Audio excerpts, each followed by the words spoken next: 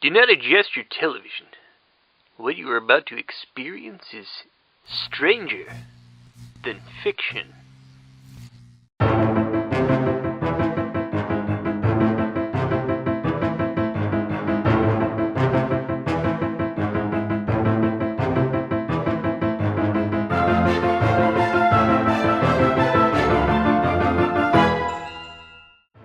Hey there, strangers. It's your favorite duo. My name's Devin. Hi, I'm Heidi. And we are here with Stranger Than Fiction. Heidi, what's Stranger Than Fiction? It's our podcast. It is our podcast. If you're not familiar with us, we're the duo behind the YouTube channel Channeling Spirits. We, in that channel, dive into all sorts of pop culture items and kind of explore unusual questions or maybe questions you didn't know you wanted to ask, like... Why do ghosts wear sheets? How does the proton pack work? All sorts of interesting things. My favorite one is on the haunted house. Yeah. And we're currently editing one about the mummy. So that's going to be released shortly. But in the meantime, we wanted to kind of do a cool tie-in episode with our podcast. And so this week, we're not going to be talking about Egyptian mummies, but Inca mummies.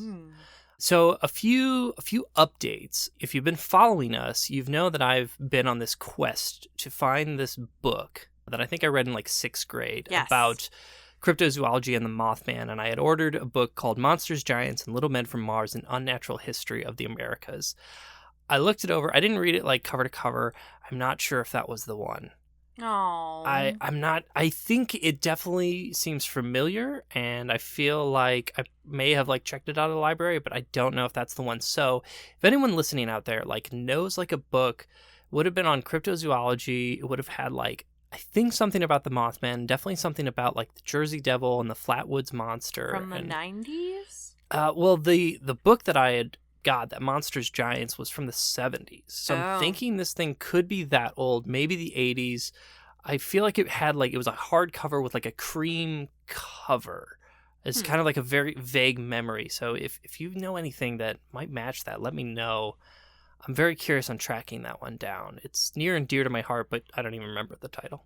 The other thing is I wanted to go back to Jaws because we actually had a really good comment and a good point that I kind of wanted to throw your way. So you remember how we were pretty disparaging on Mrs. Kinter, the older woman having a young boy? Yeah. So we actually had a good reply on YouTube from Finn McCool that says, quote, concerning Mrs. Kinter's ability to have an 8-year-old child, if we go by the age of the actress who portrayed her, Lee Fierro, R.I.P., then she would have been 46 in the summer of 1975, which means she would have been 38 when she became pregnant with her boy Alex Kinter. That's definitely doable. Yeah, so they go on to say the average age for a woman who goes into menopause is 51, though the normal range of years is between 40 and 58. So... I will admit... I didn't doubt it. I just said that it was like, well... I'll definitely acknowledge there is a possibility. She seemed a little older, but, you know, it was the 70s. It's a different time. But, kind of getting back on track. So, we're going to be exploring what today? Buffy the Vampire Slayer. Yeah, specifically Season 2, Episode 4, called Inca Mummy Girl. Yes. This was I would say a little bit more, I'm not going to say a request, but more up your alley. Mm-hmm. When did you start watching Buffy? Probably when I was like 8. Oh, wow, that young? Mm-hmm. Like when it came out, maybe? I feel like... I remember watching it on TV. Yeah, I remember it was on like late at night when I would watch it. And it was like something that I feel like was not probably approved by my parents. Like I think it would have been kind of on the realm of like, this is probably too scary for you. Mm-hmm. Or I don't know. But I didn't watch it a lot, not nearly as much as you. Yeah, I've watched the whole series through 4 or 5 times. And I have never seen it all the way through. We stopped at the last season. Yeah, we got through. And when did we watch it? Was it like 2 years ago? 2 years ago. We watched it pretty much all the way through to the last season where, like, Nathan Fillion's an evil priest or something. Mm-hmm. That's not the last season, but yeah. Oh, that's the last thing I remember. Then maybe we didn't even get to the last season. But anyway, an episode that we enjoyed, which I like because it's not vampire. One of my issues with Buffy is like every episode is like, and Buffy kills a vampire. It's called Buffy the Vampire Slayer. I get that, but I find that kind of like boring when the monster is the same every week. It's kind of like The Walking Dead. Like that's one reason I just like there's no escalation or difference in the monster. It's just kind of like, yeah, it's a vampire again. Like I just couldn't get into Walking Dead because they ate a horse. Whose horse is that? That really bothered me. That's literally when the zombies or the humans? Episode. The zombies. Oh. First episode, they ate a horse, and Spoilers. I was like, I turned it off. Oh. Well, maybe one time we'll talk about Walking Dead, right? Hey, you love it. If we're gonna do zombies, we'll do something different. Yeah, I think we'll maybe Warm like bodies. Day of the Dead.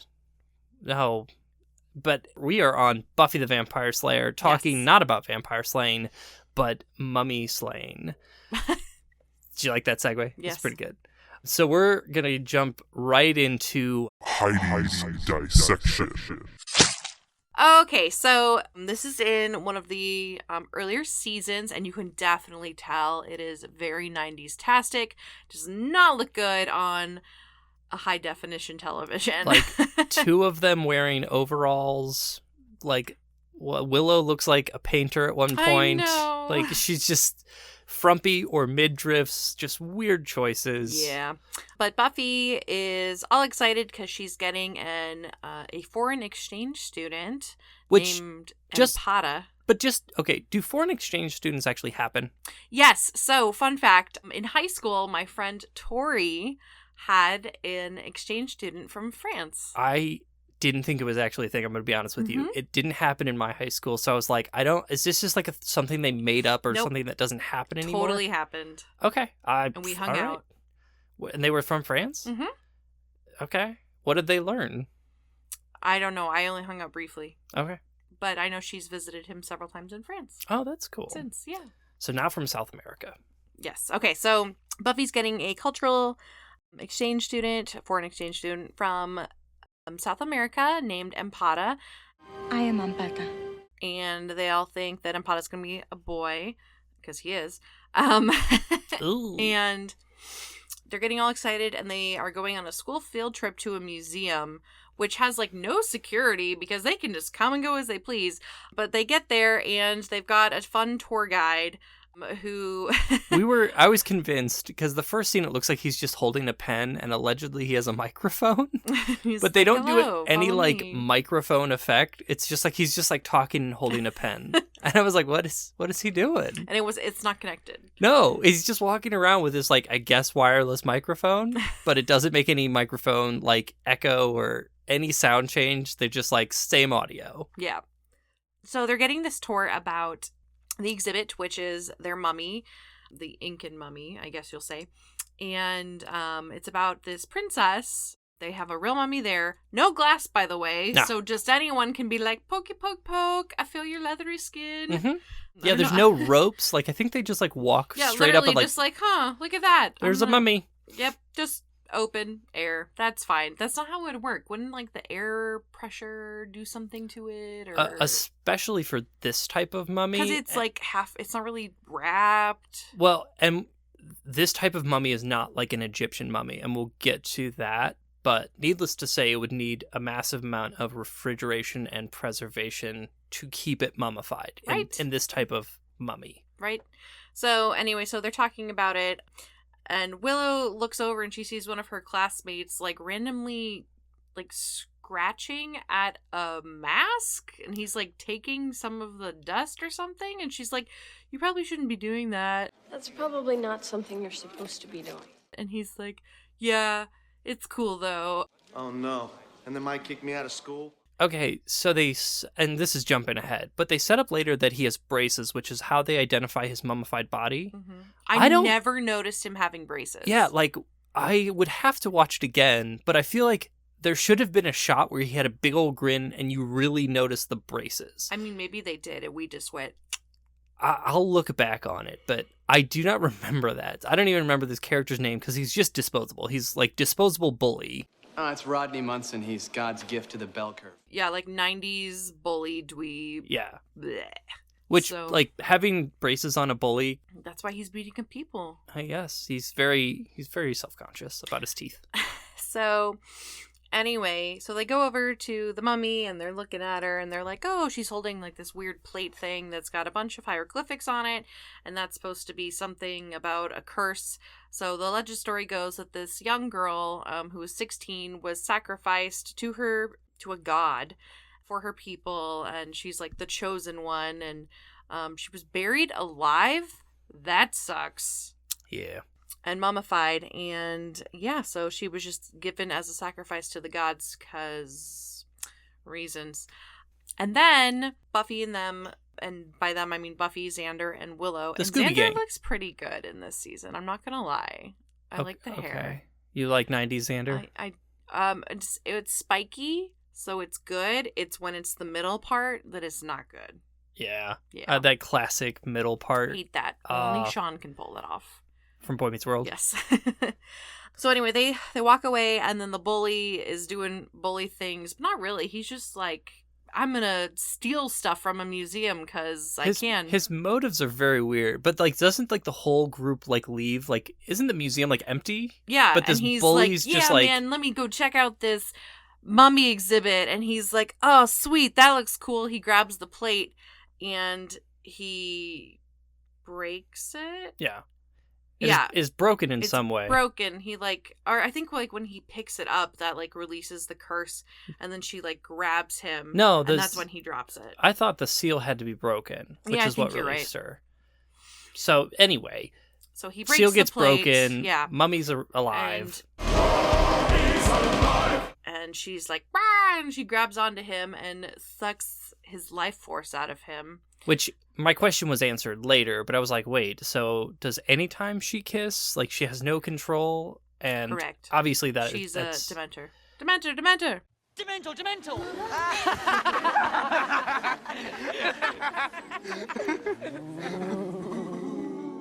Thank you. Ooh.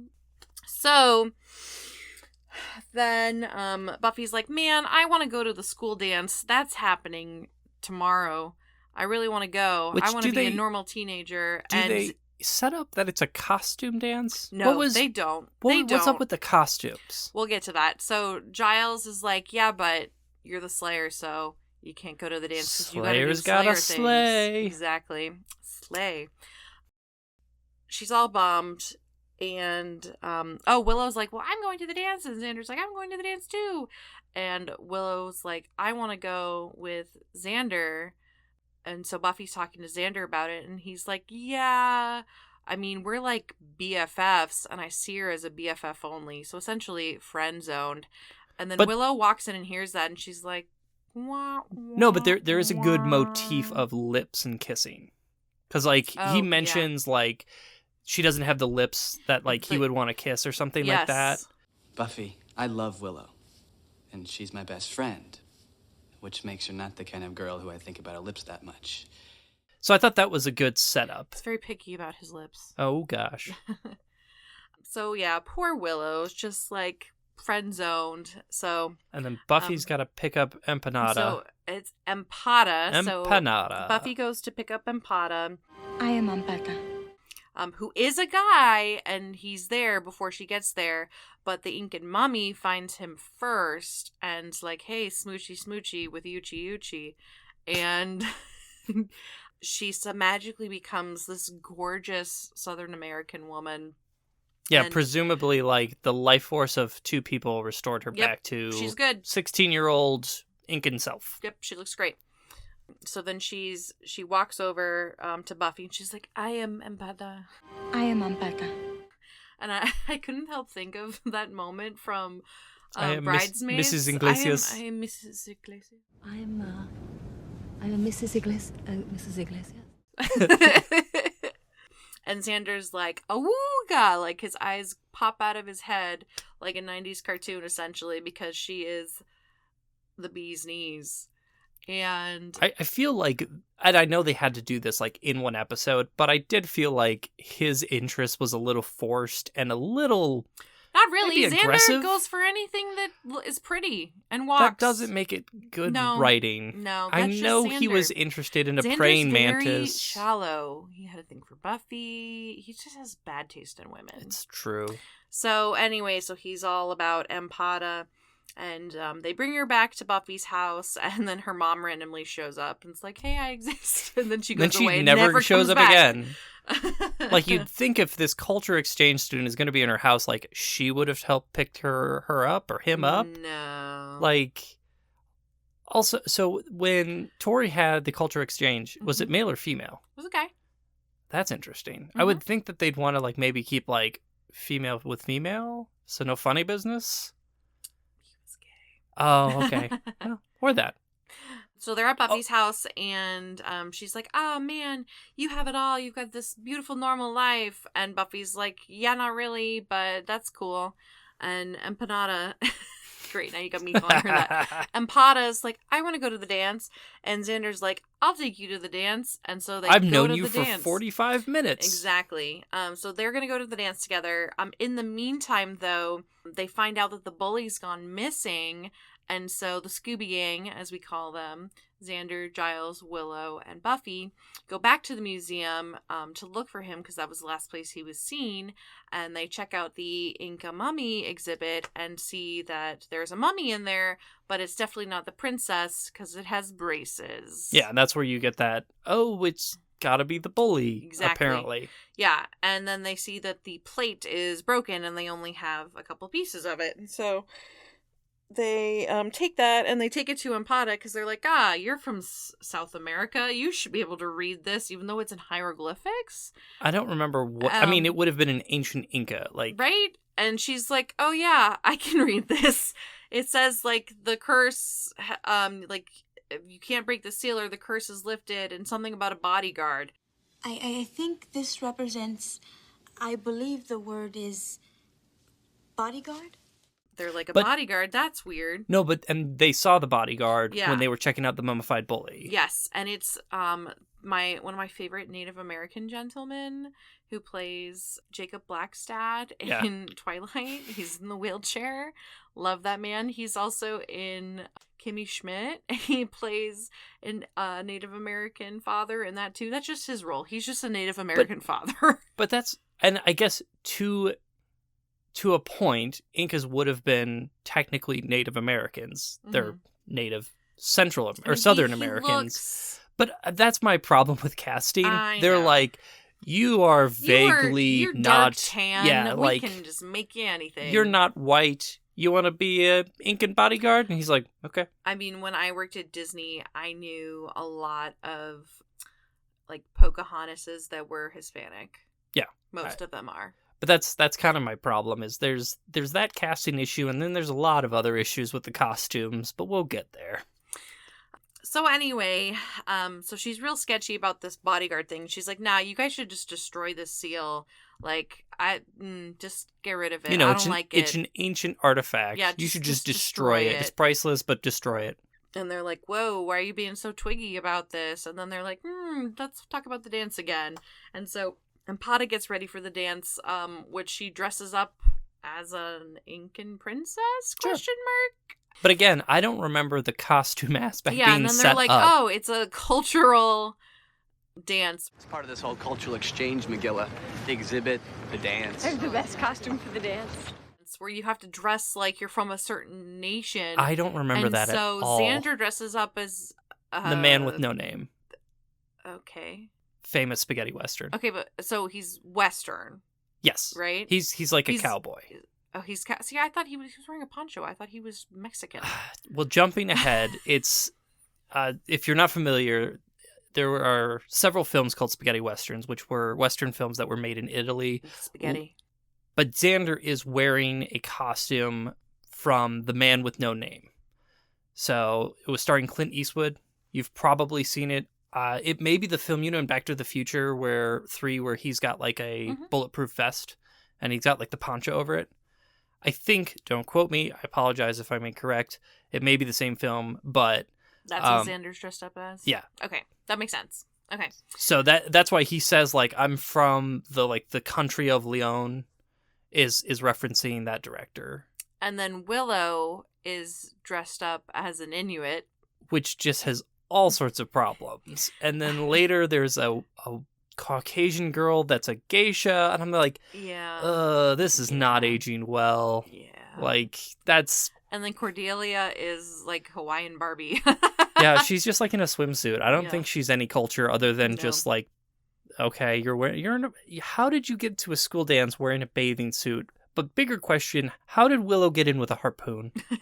Where did she get the harpoon? Well, I'm not worried about that. They stole it from the museum that doesn't have any security. Yeah, because they go in and out of there constantly, and no one questions anything. I'm like, does it not have cameras or anything? It's fine. Anyway, so they're at the dance. Yeah, so they're at the dance. Buffy isn't. She's at home, and she's out to find this bodyguard. Oh, because Xander and the girl are in the bleachers all giggly and smugly together before the dance, and the bodyguard comes up and tries to attack them and is like, I need the plate, the seal. And Xander's like, that was weird. Yeah, and then they're just like, hey, this guy attacked us. Yeah. That's weird. Is that where... But then she... So then the bodyguard follows the Incan princess into the bathroom, and she's like, you're done. I have no choice.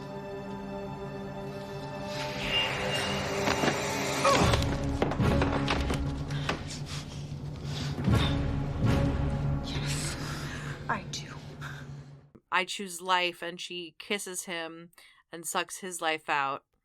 And I think, is it around this time where Giles realized that the translation isn't bodyguard? Yeah, it's but like to keep... Yeah, like... It's to protect her from awakening. Yeah. That it's a guardian, but to protect against... Her, to keep her down. Yeah.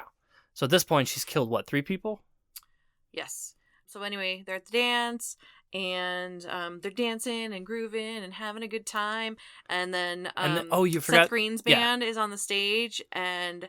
He's all on the guitar, and then he looks up and he sees Willow dressed as an Eskimo. He's like, who is that girl? Which, like, I get it. It's almost romantic, but it just seems goofy. Who's that girl? Who's that hot Inuit? His mustache and goatee are atrocious. Yeah, they look like they were just, like, put on with spirit gum. Like, they don't look like he grew them. Because it feels like it's, like, crooked. And I don't think... Does his character later have facial hair? I don't remember him having it. It's just that while he's in the band. He's so cool. He's got like a soul patch and a creeper stash. It's great. A crooked creeper stash. The Incan princess, Empada, and Xander go to kiss, and she's like, no, I can't do this, and she runs away. And she looks at her hand, she's like, but I need some food because my hand's getting crispy. And so she drags poor little Jonathan in, who Jonathan is one of my favorite characters. This is the first time you see him. He's dressed as Steve Irwin's son. Yeah, he's from Australia, but dressed as a park ranger. Yeah. And she drags him into a room, and he's like, wait, I thought you were with Xander. Aren't you with Xander? That's literally how he sounds. It's not a bad impression of him. He's like 5 him. feet tall. And she's like, does it look like I'm with Xander? And then she goes to kiss him, and you hear Xander go, Empada! And then Jonathan runs away, and Xander comes in, and he's like, hey, there you are. And she's like, crying. And he's like, what's wrong? Just tell me. And then she's like, I can't do it. And then she ends up kissing him, which is fine because it's like slow kisses and not like... I think it's when she reaches her hand on their head. I assumed it was more duration. Like she didn't kiss him long enough. It's really awkward kissing. Because they're like, just their lips are like, it's not kissing. They're just kind of like bouncing off each other for a few times, and then like presumably and then they finally kiss. They go in for like a longer kiss, and she brings her crispy hand up to his head and pushes him in, and that's when he feels his life getting sucked out of him. Dementor. Yeah, and then she's like, oh no, I can't do this. And then he just like falls on the ground. He's all right. He's just, some of his life got sucked away. I've just taken 1 year of your life. How do you feel? Interesting. And anyway, so then she runs off, and Buffy comes in because she realized, the girl I'm hosting is the Incan princess, because she goes through her stuff and she finds a mummified corpse. And doesn't Empata like realize like psychically like, oh, Giles is about to like reassemble the seal? Or does she just stumble onto him in the museum? She just goes there. Yeah, she just stumbles on him. So which he's using like rubber cement. Which I don't know how that's supposed to like artifact back together. But it's with rubber cement. That's not gonna hold. Anyway, so Buffy's like, sorry, Xander, your girlfriend's the mummy. And he's like, yeah, I have the worst taste in women. And yet continues through the entire series having terrible taste in women. Correct. Good character arc, Xander. And so they are at the museum, and Empata's there, and she attacks Giles because she's he's got breaks the rubber plate. Cement. Yeah, and she breaks the plate, and then she goes, she like knocks him out, which I don't know why that would have been ample time just to like get him, like suck his soul out. Yeah, so she puts him like in her tomb, and then Buffy comes ready to kick some butt, but the Incan princess is like, yeah, well, I'm strong too. She puts Buffy in the coffin too. So Buffy and Giles are just chilling in this coffin. Like and she closes the lid on top of them so they can't get out. And Willow comes and Empata's like, I'm going to get this one. And Xander comes. He's like, no, you aren't. That's my BFF. And she's like, please, you love me. Let me just have this one. And he's like, nah, if you're going to eat anyone, let it be me. You want life? You're going to have to take mine. Okay. That's my favorite part. She's like, fine. She's like, fine, I'll do it. And then she starts to suck his soul away. But then Buffy, being the strong BA girl that she is, kicks open the tomb, kicks some butt, and it's literally like she's like draining the mummy. He's like draining. And so it's not very easy. She just like kicks her, and she's like half mummified anyway already. And so then her hands just fall off, and she just like crisps onto the floor. Just dead. Priceless artifacts, priceless mummy, and just on the floor. That's the end of the episode. No security, nothing. That's the end of the episode. Xander has learned nothing. Buffy slayed a mummy. I think good change. If you were to review this, how many stakes would you put in this episode? 1 through 10? I give it an 8. Give it a 4. Ouch! I love Buffy. I know you do. Maybe like 5. I don't think this ages well, and I think I'm viewing it from a lens of like watching it in 2021 when this aired in like 1995, 98, 97 actually. So I think there are some definite issues. I think it's also so. My question to you is, knowing Joss Whedon and some of his unsavory things that he's done, has that changed how you like perceive this at all? I actually thought about that during the episode when I saw Cordelia in her like sexy outfit. I was like, oh, I wonder if she got shit for that. Yeah. You know, like bothered by the crew and by Joss for like looking hot, because she's gorgeous. Cordelia is a gorgeous woman. And was she was the one that like got pregnant and was like written off and like, yeah. So if you're not familiar, look up Joss Whedon.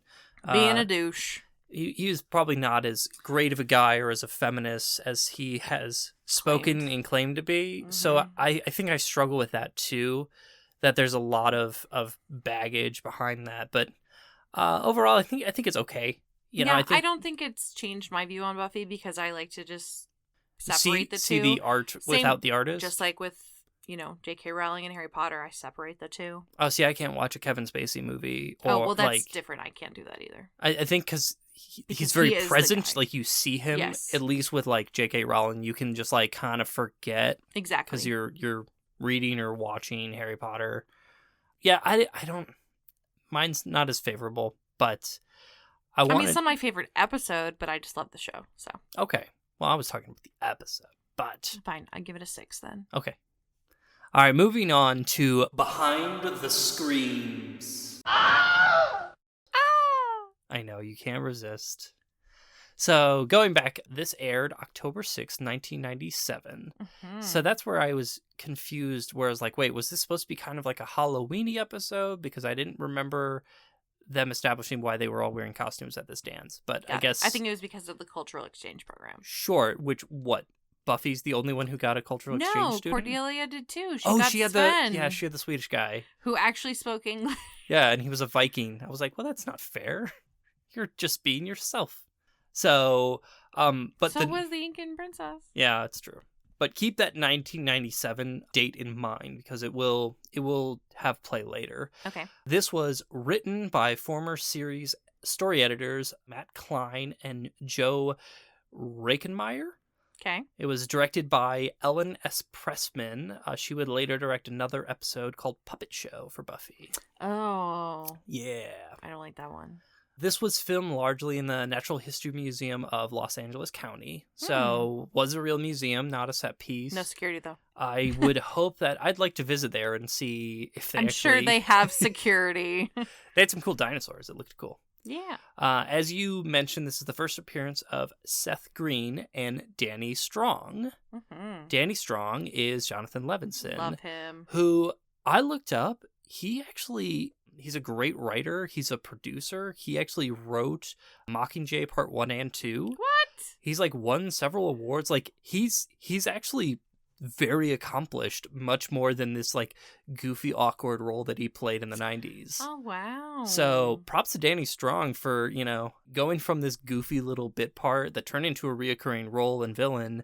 And really, his career has just skyrocketed. Other fun facts. So Empata is actually a reference to Empato, and also Sabanyanka, which I know they referenced in the episode. Incan people sacrificed their princess to the mountain god Sabankaya. I don't know if it was the name of the bodyguard. I know they mentioned it, but both of them are volcanoes in Peru. Oh. And that again will come and play later, so just kind of keep that in the back of your mind. Okay. So as you mentioned before, he's listed just as Peru Man, but he's played by Gil Birmingham. As you said, that's Billy Black in Twilight. He's done all sorts of things. I think the mummifying kiss is interesting, and I kind of wonder, it reminded me of the amazing hit starter to the Dark Universe, The Mummy, 2017, where she does a lot of mummifying kisses. So, I was like, did I even see that? I don't think you did. I watched it literally on a plane because there was nothing else to watch. I was sitting next to you. I just didn't plug in. But anyway, it has the same motif of a female mummy who her kiss mummifies people and sucks their life force out. So I kind of did they get inspired by this? Was it just kind of, two different things? But all just kind of interesting little factoids there. And now I want to move on to the next section. Are you ready? Yes. We're going to explore the truth. Much as you try to bury it, the truth is out there. All right, so a little bit of a content warning here. This next part does involve child sacrifice, so if that is upsetting for you, this may not be for you, but just a little heads up there. So the true story behind all this goes back to an actual mummy called, and I apologize if I botch up any of these pronunciations because I am an English speaker, I'm not a Spanish speaker. Mummy Juanita, which is Spanish for Mummy Juanita, is also known as the Lady of Empato and the Ice Maiden. So it was named Juanita after the anthropologist that discovered her, Johann Reinhard. She was actually found in a dormant stratovolcano, Mount Empato, in southern Peru in 1995.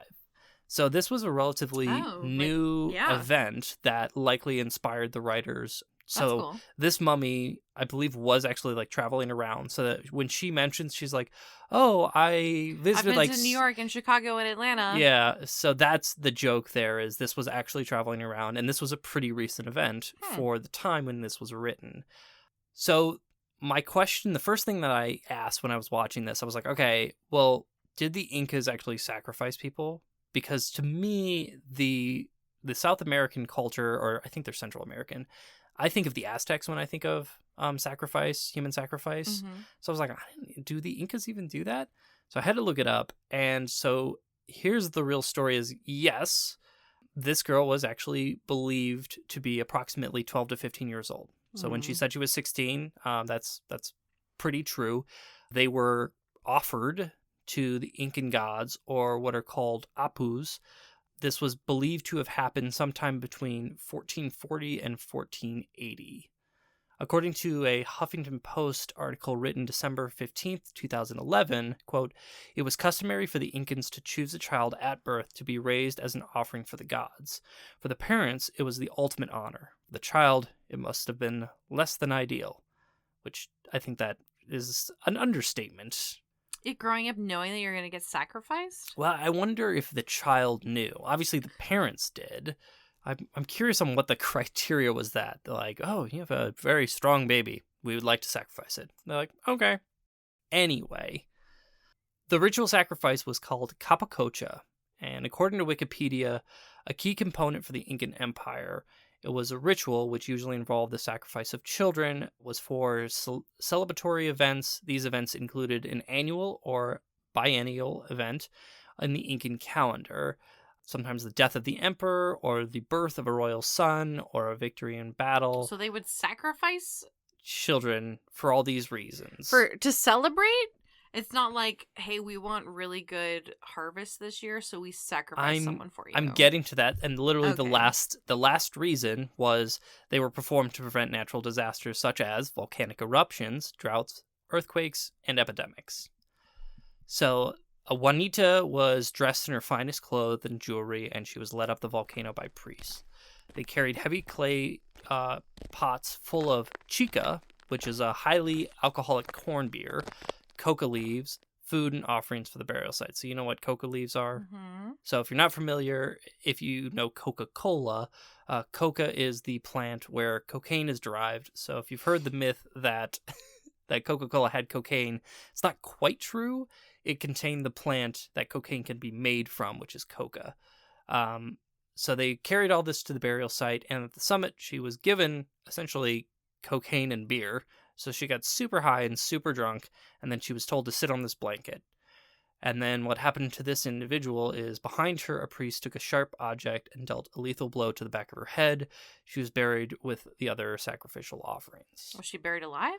It's hard to say. I don't know if that blow was hard enough to instantly kill her, or it was being buried, or the cold, but she was clearly, at least inebriated enough to hopefully not kind of realize what was going on, which I think was the point, because if you were a rational person and you realize you were about to be sacrificed, which is why I think maybe the child didn't know. I'm not sure. Pretty sad regardless. So her body would have naturally decomposed, except there was an eruption of a nearby volcano, Sabanyanka, which caused the snow cap of Mount Ampado to melt and preserve her.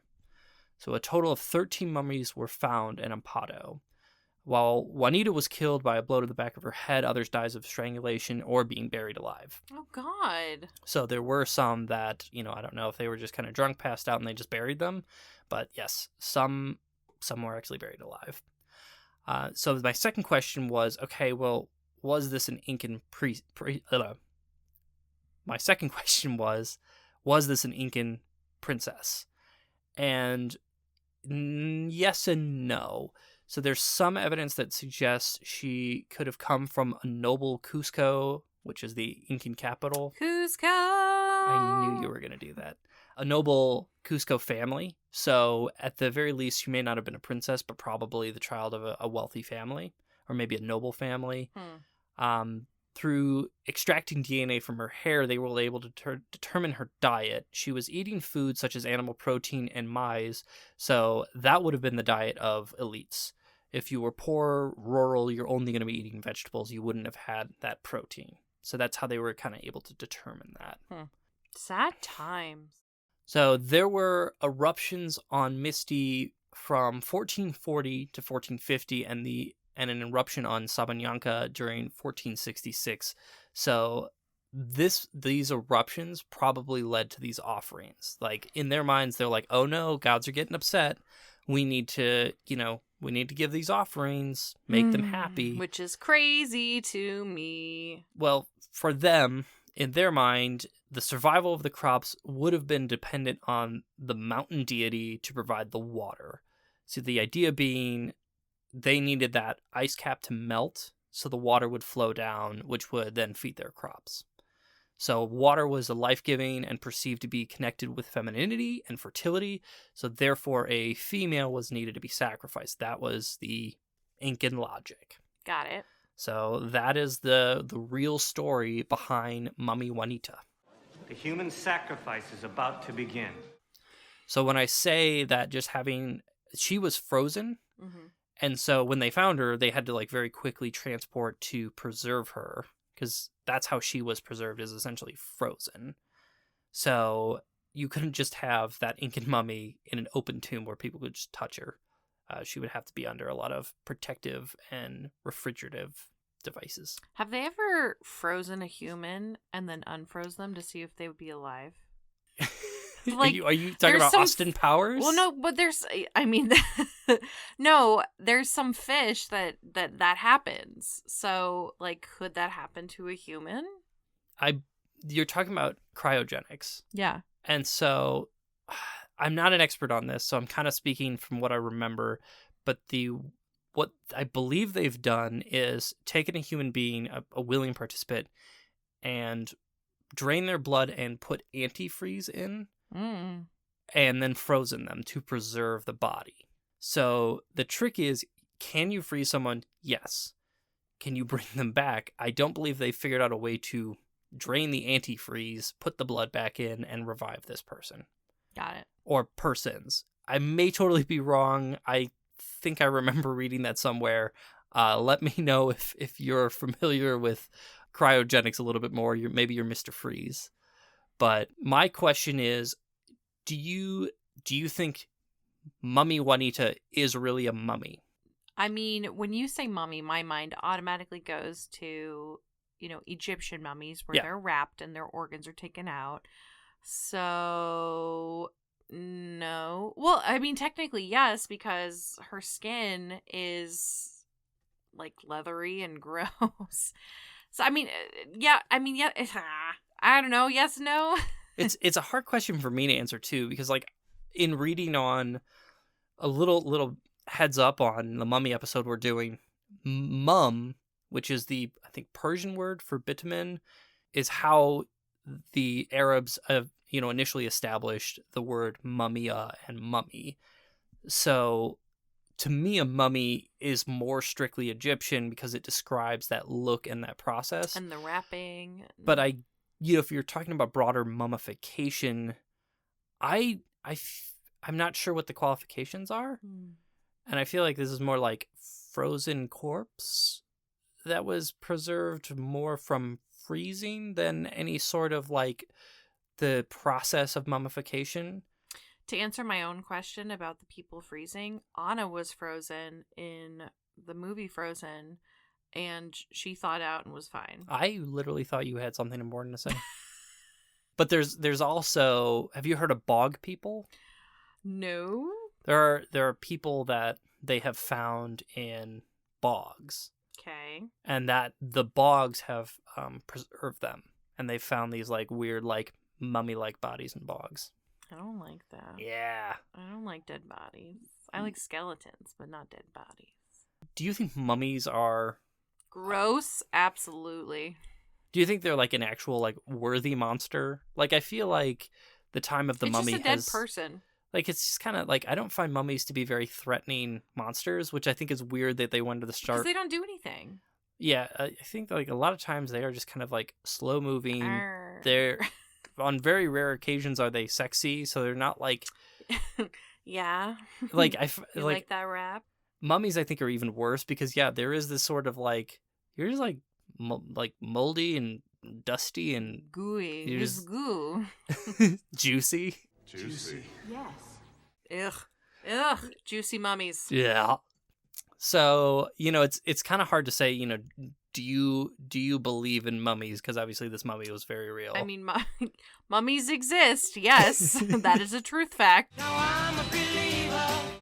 Well, it's hard, a lot of times we usually ask like, well, do you believe this? And it's like, well, if you don't. Do I believe that a mummy could come back to life to eat people? No. Well, that's fair. I don't believe that either. But do I believe in mummies? Yes. Let us know if you believe in mummies. We're very curious on your thoughts. But isn't that from something? from The Office, Kevin's like, wait, mummies exist? Yeah. Yeah. He's like, I don't believe in things that aren't real, like mummies or Mummies are unicorns. And like Oscar's like, mummies are real. Mummies are in museums. Mummies are real. There are mummies at museums. Why on earth would a museum put a mummy in it?